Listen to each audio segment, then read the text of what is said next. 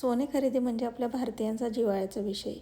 हा व्लॉग आहे अमेरिकेतील. अमेरिकेतील ही भारतीय बाजारपेठ आहे. ज्याप्रमाणे भारतामध्ये दिवाळीचा उत्साह, खरेदीची लगबग पाहायला मिळते, तसंच काही सदृश्य इथे अमेरिकेमध्ये पाहायला मिळालं.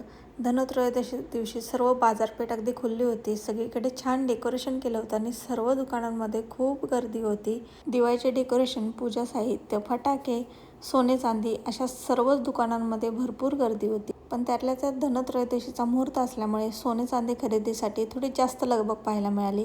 कारण आम्ही ज्या शॉपमध्ये गेलो होतो तिथेच आम्हाला 3 ते 4 तासाचं वेटिंग होतं आणि अशीच सगळ्या दुकानांमध्ये जेवढे काही इथे ज्वेलरी शॉप्स आहेत तिथे सगळीकडेच वेटिंग होतं, सगळीकडेच खूप जास्त गर्दी होती.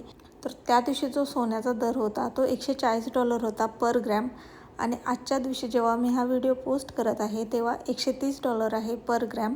तर या पद्धतीने सोन्याचे भाव इथे आहेत अमेरिकेमध्ये. आता जेव्हा आपण INRमध्ये कन्वर्ट करतो तेव्हा इथला गोल्ड रेट आपल्याला थोड्याफार फरकाने कमी जास्त वाटतो. त्यामध्ये जास्त काही डिफरन्स वाटत नाही.